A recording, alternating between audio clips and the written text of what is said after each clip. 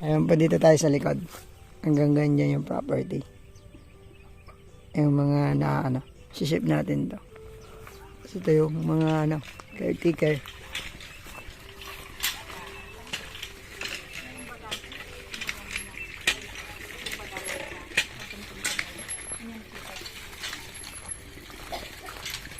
Yung loob. May mga lagang pato. May bayog. Hindi yung property.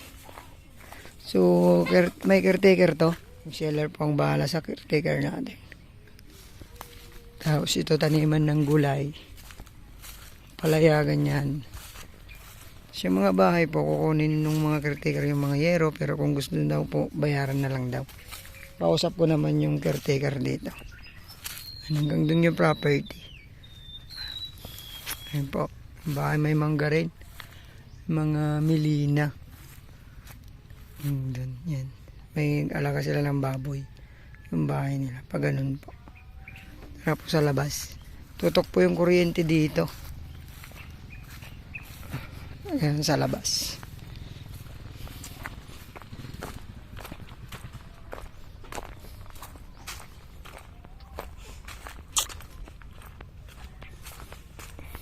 Okay. Mga melina.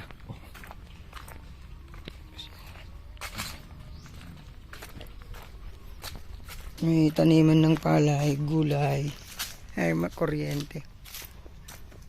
Yung kanila.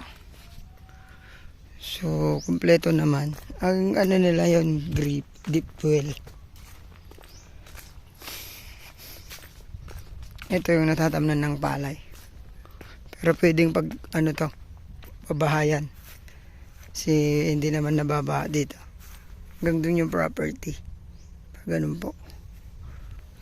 Ito yung barangay road.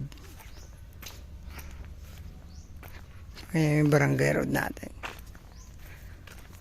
Maganda rin to. Maging farmhouse pwede. Doon. Siship natin to sa drone natin. Drone shot natin mga mams. May mga part na nakuha ng milina dyan. From cemented road to. Mga siguro nasa 500 meters.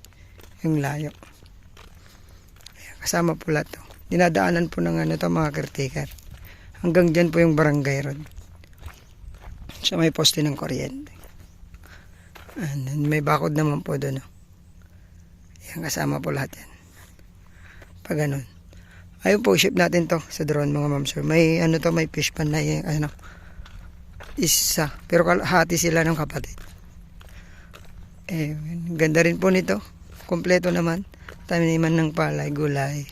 Pwedeng mag-alaga ng hayop dito mga ma'am sir. Dami nilang kambing. Kambing pato. Hanggang dun.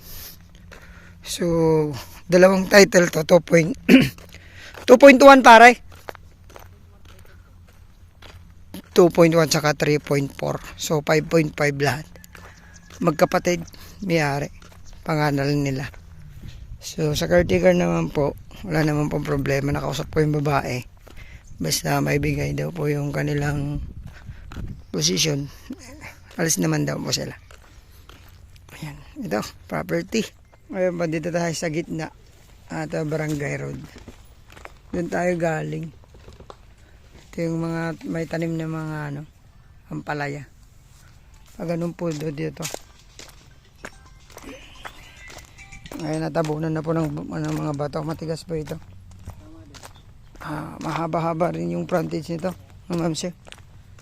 Lalagay natin sa sa drone shot. Maluwang-luwang din po yung natatamnan ng palay. Tapos pag summer, mga ganito, gulay-gulay na. Ang kanila pong tanim. At hanggang dyan po yung property. Barangay road po ito. So kulang na lang ng budget para masimento. May mga kapitbahay tayo dyan. Ito pa ganyan. May bakod po Ay, diretso dun. Pag ganun po. Yun nyo po. Second crop na naman to. May tubig pa. Ay may mga bahay po dyan. Ito. Yung property mga ma'am sir. May kapitbahay. So ulitin ko po, 5.5, dalawang titulo, 2.1 saka 3.4, so 5.5. So 150 per square meter po yung price nila. Kausapin po natin yung seller agad para makapag-negotiate tayo. Maraming salamat po. God bless po sa inyong lahat. Ingatan po tayo ng Panginoon.